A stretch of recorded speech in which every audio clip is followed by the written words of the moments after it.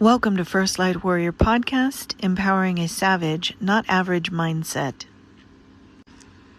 Today you are listening to excerpts from 2 audio discussions hosted on X Spaces by Dr. Heath, where I'm sharing my personal approach to meeting challenges head-on and with gratitude. Remember that there is plenty of free content on my Substack, but also please consider becoming a paid contributor for deeper discussions. Okay, TMR, when you're ready, just let me know, and I'll toss it over to you. Jane, thanks for co-hosting. But let me hear from Tala, and then we'll go to Sonia. Tala, what do you say? This is, oh my goodness. So it is so incredibly relevant, not only to, everything in my world, but also just someone that I've been dealing with for a few days. So, holy wow. I've posted all of this about my own challenges and just learning to understand being in the desert and where we build strength and all of that. It's so basic to me now that it is an easy conversation. Okay. So it's everything that I'm about because I understand it from the inside out so deeply now. But there was a time on Instagram and DMs, you can keyword search old conversations. And I do that sometimes to refresh my memory about things I've talked with my mentor about. And I was doing that recently, looking for a date on something. I wanted to remember when something happened. And I stumbled across this conversation where I asked him, because I was ready to hear it at that point, what's the biggest area that I am struggling? Like, what is the biggest difficulty? Now, that's not a question most people are willing to ask someone.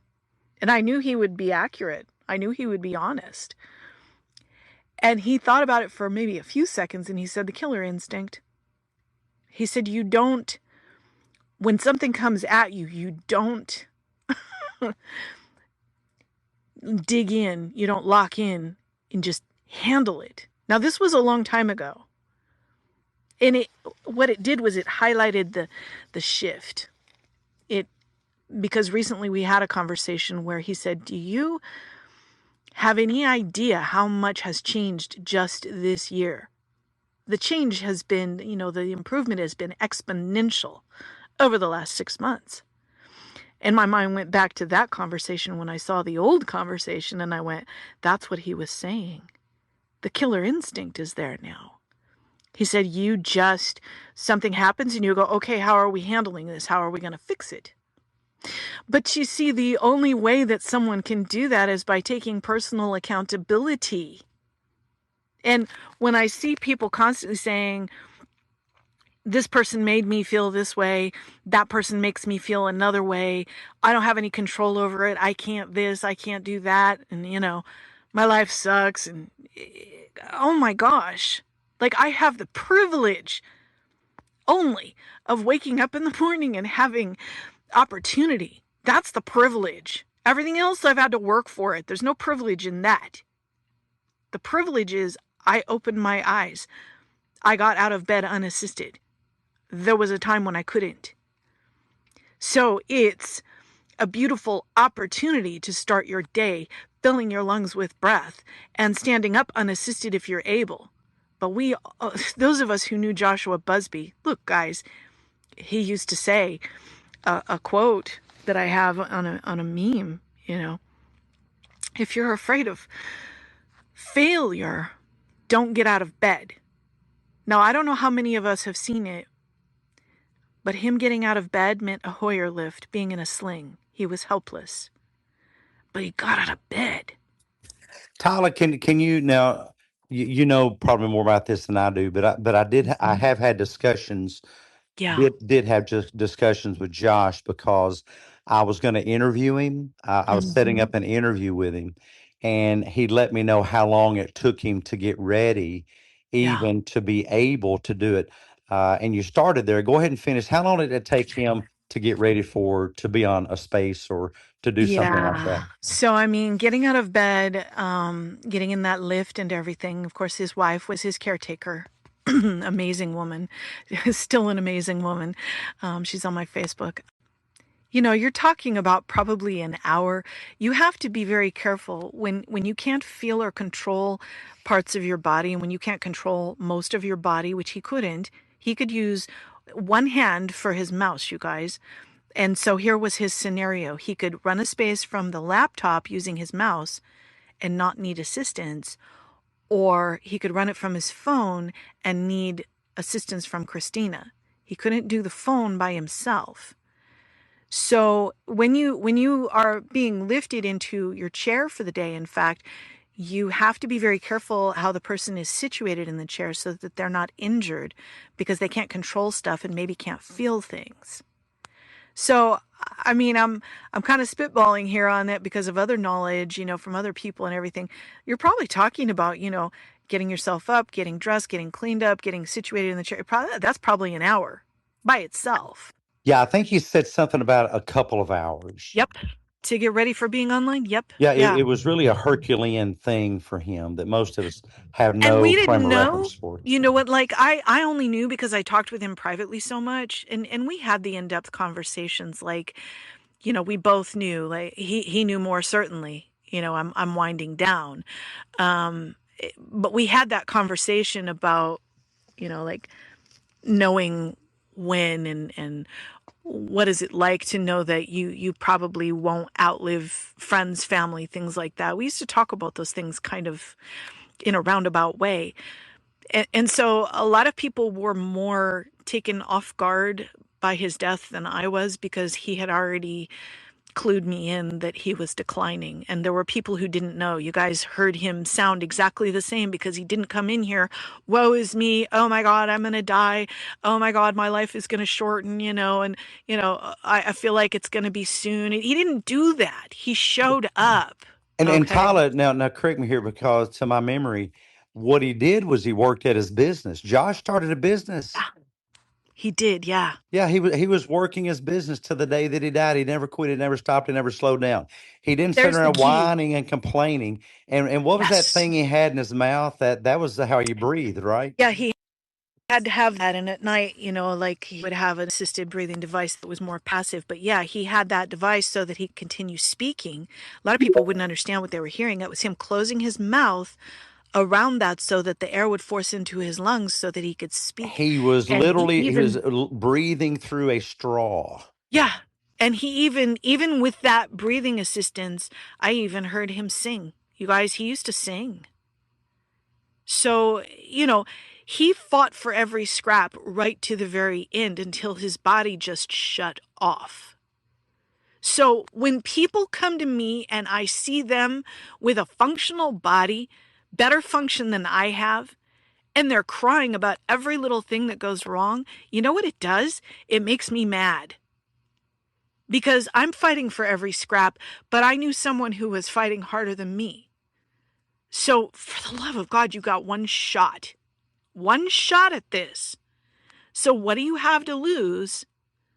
Just put yourself into whatever you're doing, pour yourself into it, because that adversity, that challenge, that's what's going to make you stronger for the next thing, because there is something else coming, I promise you. And Tyler does that to me. Yes, there's something else coming, Tyler. Yeah, mic drop it is. Engage in the practice of what I call, just try this out. It would be great if you could try it out for a year, but just get started somewhere. Try it out for a day, and then you might decide to try it out for a week, and then you might go for a whole 30 days or a whole 90 and make it a quarter, or a whole 6 months. But just get started slowly, but by all means get started. Instead of moaning and groaning about a pain in your knee and a pain in your shoulder and a pain in your head and a pain in your belly and a pain here, there, and everywhere, practice what I call gratitude. Gratitude. Have a pain and say, man, I feel that. That's great.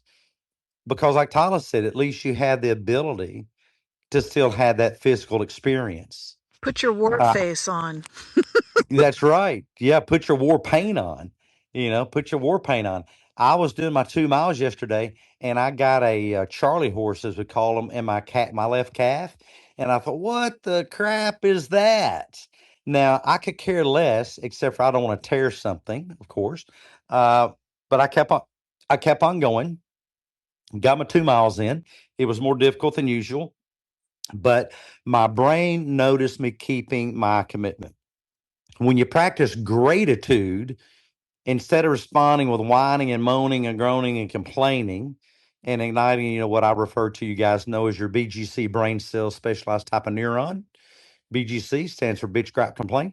You notice a lot of people, and I mean a lot of people on X, have a high proliferation of BGC brain cells.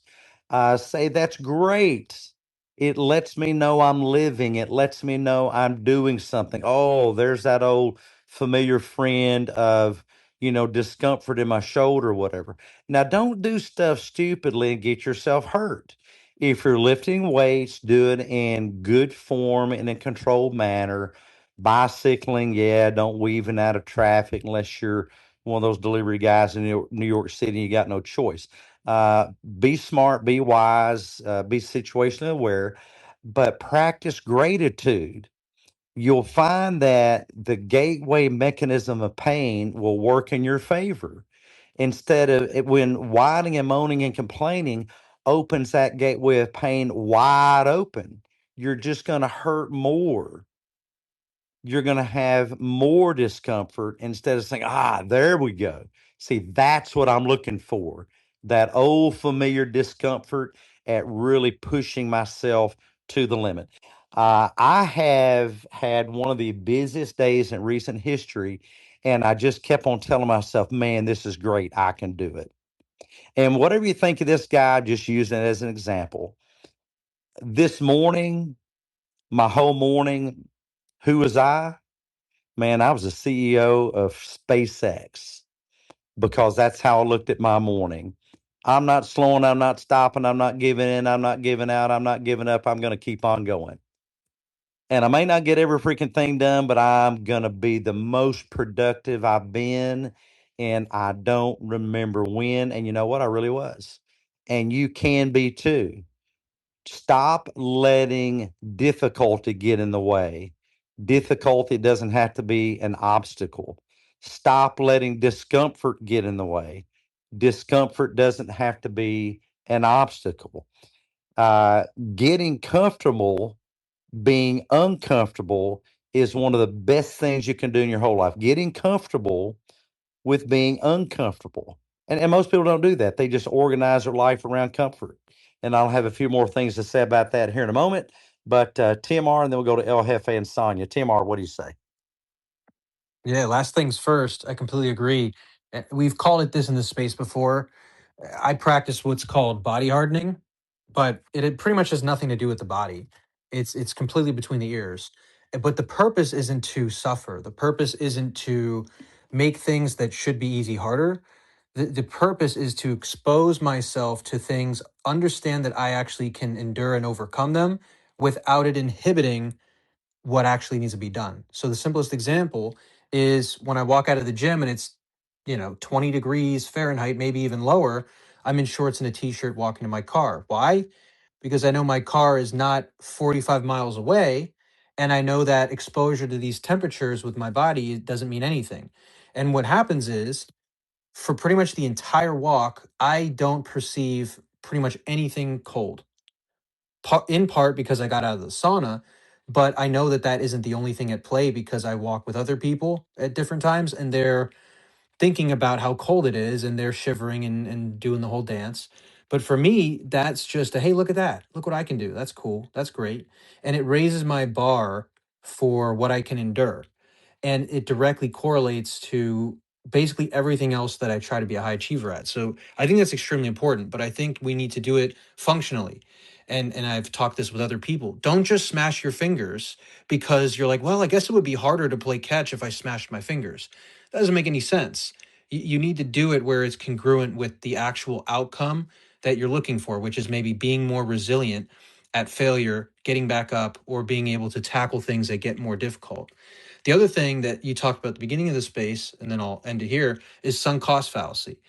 And I think that it's one of the most important things that human beings should understand how to navigate, because it goes down to what I believe is the art of being a human, which is decision making.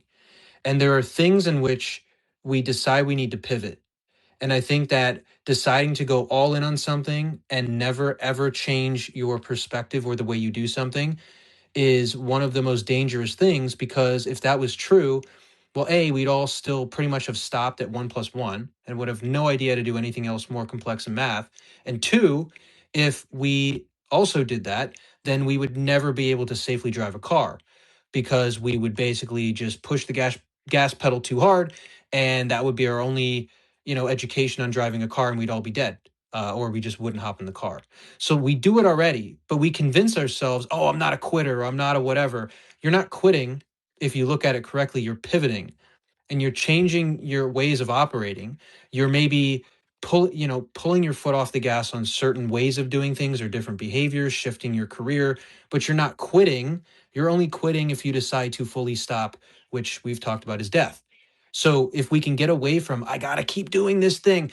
Oh, I'm in this investment and I'll never sell, when there's all the evidence that you probably should, real evidence, not because the market's down, but because it's, wow, this company stinks and the CEO is doing nothing, it's pivoting. It's not quitting, but decision making is the art of being a human, in my opinion. And so I think that that's really important. So that's my perspective on it. Tyler, take it away. Final speaker of the day. Thanks for coming. Still morning here, so I'll say good morning. I had a very interesting weekend. For those who don't know, I was in New Hampshire and Massachusetts. Very last minute plans.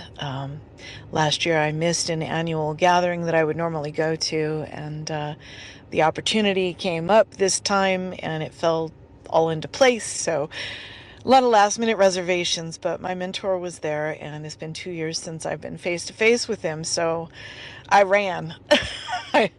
I went for that, and a lot of good face to face conversation. That's like, it's different. You can talk online, you can talk on the phone, whatever. It's just different. There's a different connection. And I think I had mentioned in one of the spaces before the weekend about looking up an old conversation where I asked him, what is it that I struggle with the most? Like, where am I missing it the most? What do I need to focus on? And he said, the killer instinct. Like, things come at you and I freak out. I know this one. And it's like I handle stuff, but I do have that meltdown initially. And it was interesting seeing that conversation. I stumbled across it accidentally. And I realized we just had a conversation 2 weeks ago where he told me that I'm not doing that anymore. And so why am I seeing this now? I was just intrigued. So I asked him in a late night conversation on Saturday, I said, so what's the next thing I need to work on? And he said, nothing. And I just stared at him and blinked. It's like the first time he's ever said that to me. And I said, okay. He goes, that's it. Once you get that, that's everything. The killer instinct. So, that's meaningful to me, but it's just the idea that the changes have been exponential recently. And the why. Here's the important part, because Peaceful Warrior said this. Those 3 things, hope, gratitude, and purpose, most specifically purpose outside of yourself. Those are the 3 things that I have come to know to be so important, because I see hopeless people in the lupus community every single day, and that used to be me. Nick Vujicic, by the way, is the way his name is pronounced. I've been following How this. do you say that last name again? Vujicic. Voyasage. I've been Yes. pronouncing it wrong all I this know time. you've got like a K in there, and I don't know what. Well, there is a K in his name, is there No, not? no. Voicevic. There's no K in it. Vujicic. Vujicic. Voicevic. Yeah, Vujicic. I'll Easy for you to say. yes, it is. But you know what? Like, and he swims and he does all kinds of stuff. Like, nobody's coming to save you, but nobody's coming to stop you either. Okay? I posted that just this morning. And the other one that I used to follow was Sean Stevenson, who sadly passed away a few years ago. The 3-foot giant. He had osteogenesis imperfecta. He was a little person, very little person. And, his bones would break easily when he was a child. And here's what I learned from him. And this is just the most beautiful thing to ingrain in your soul and mull it over and over and over. Okay? Because most people do not understand the context of the word suffering. So he had a break It was Halloween. He was excited. He was rolling around the floor in his costume, and he had a break, and they couldn't move him when that happened. He had to lay where he was on the floor or whatever until he healed. That's how it worked. And he was so upset because he was missing Halloween, and it just ruined his day. He was a child. And his mother, in comforting him, said, "Pain is inevitable. Sooner or later, it touches all of us. Suffering is optional." Now, the first time I started teaching that, one of my friends in the lupus community, about a few months after she first heard me say it, she went, "Wait a second. What do you mean it's optional? I didn't choose to be sick." I said, "No, but you choose your approach to it. You can be angry. You can let it take over. You can become hopeless and say, I just don't want to do this anymore." And I've watched people do it. I've watched people give up and just let the disease take them. That's one form of suicide in the lupus community, is to just stop. Just stop fighting. That's all I'd have to do. That's all I'd have to do, you guys, is stop. I promise you the disease would take over again. So that you understand, this is not maintained easily. That's all I'd have to do is stop. I'm not going to do that. But at one point, not too many years ago, I was on the verge of that point. Okay? But suffering is not inflicted upon us. Suffering is a state of mind that is chosen. And so if you're walking through the desert or whatever fire you're going through, you can either approach it like Vujicic does, like Sean Stevenson did, and live your life. You can either deal with it and, live the life the best that you can, or you can let that take over. I'm not letting that take over because I had two fabulous people who stepped into my life and went, not that way, this way, And I'm so grateful for that. But the next level is this, and here's the most important point. Like, you can be grateful for, I survived that challenge. You can be grateful for, oh, good, things are better now. But when you are in the middle of that desert, in the middle of that fire, and you can find it in yourself to get excited about that and say, oh man, that looks ugly. I wonder what amazing reward is on the other side of that. When you can be grateful for the pain, the challenge, the disaster, the chaos, knowing that it's going to bring you something amazing, when you can do that, you've now leveled up. And there's the mic drop. Tyler, thank you so much. Thank you so much. I really appreciate that. We and all well said as always. Now you've leveled up. As is the course of things in life, when you learn something new, you will be tested again. In the aftermath of my trip to New Hampshire and Massachusetts a couple of weeks ago, I believed that I had jet lag and then I was recovering, and that was not the case. Apparently, I picked up a flu strain that's going around, and in spite of feeling pretty miserable, I will say that the changes in my lifestyle, I'm pretty much carnivore at this point, that made a tremendous difference for me.